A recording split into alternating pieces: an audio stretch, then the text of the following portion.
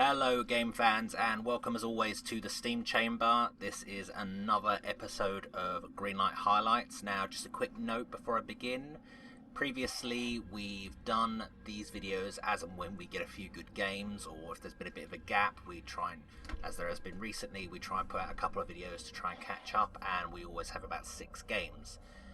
In the future what we're going to be doing is putting out a weekly Greenlight Highlights video, so if there aren't enough good games, if there's only 4 or 5, then there'll only be 4 or 5. If there's more than 6 a week, then maybe we'll save 1 or 2 for the next book, so we won't go over the 6 mark, but we'll try and keep it around that mark. But we will try and put out a video every week, probably on a Monday.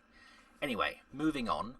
The first of the games we are looking at this week is White Noise Online, which is actually by a really great little indie dev called Milkstone Studios.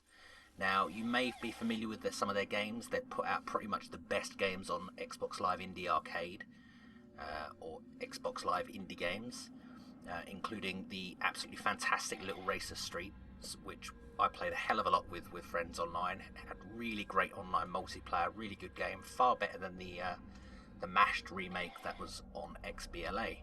Now, this one is one of the Slender-esque first-person horror games, but with a twist. Now, I know there's a hell of a lot of these type of games out there as it is, however this one has 4-player multiplayer online, which is quite interesting as it completely changes the dynamic, because it's very easy to scare one person playing a dark game on their own, but it's something very different to work, bounce off of 4 people and try and make it as scary. Now, this one's already been very popular on the Xbox Live Arcade, and they're hoping to port it properly to the mouse and keyboard and add trading cards, and they're aiming for the sub $10 mark. As I say, these guys make really good games. As far as I know, it's one guy. I could be wrong though. However, it's definitely worth checking out. Right, our next game is Collateral, which is a cyberpunk Fifth Element inspired racer, which sees you piloting flying cars through massive neon cityscapes. Now, this one's been on Greenlight a little while. We did earmark this one for a previous video, however it got bumped for something else, so we're showing it now. It looks quite interesting. It's an aggressive racer. It has weapons and various different vehicles, and it has solo missions. Unfortunately, it doesn't have multiplayer, so that might change your mind as to whether you're going to check it out or not. However, I did think it was worth showing. It looked quite interesting. The game looks like it plays quite nicely, and it's quite nice to see the cyberpunk dystopian setting, as always, as it's a particular favourite of mine.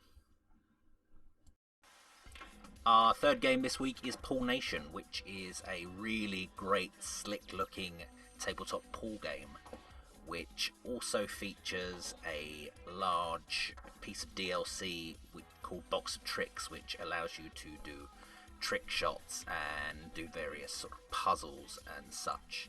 It's quite an interesting looking little pool game. It's very slick looking. What's quite nice is it's both single and multiplayer. The DLC is apparently very large and adds quite a lot to the game in terms of trick shots and objects and such. It's got quite a good looking physics engine. It has online, offline and on multiplayer, and it also offers multiplayer tournaments at the minute as well. Now, as far as I know, this is out on the PlayStation Network, and I don't know how long it's going to be until it's released on Steam, if it actually gets greenlit. I think it is pretty much finished. It does look really quite nice, and I do like a pool game now and then. It is something a bit different, especially with the trick shot DLC they've added as well, so that's definitely worth looking at. The fourth game this week is quite an interesting one as well. This is MouseCraft, which is a game that mixes 2 classic styles of play. It's, on one hand, it's very much got Tetris elements, on the other hand, it's very much got Lemmings elements. And you have to use the physics engine to help create levels which create a safe path for the mice that are generating the levels. So you have to get them from one side of the level to the other using various objects and mechanics whilst avoiding certain traps and dangers. Now, this one's actually already finished as far as I'm aware. If you buy it now, you will get a Steam key once it's actually greenlit. However, if you don't want to part with your money too quickly, you can actually download the alpha free of charge and try it out now. Like I say, it's really interesting looking little game. The graphics are quite nice and it does look quite polished. Something a bit old school this time round is Legend of Aya. I do believe it's Aya, however I could be wrong. This is quite a simple looking little platform game that's done with very much a Metal Slug graphic style.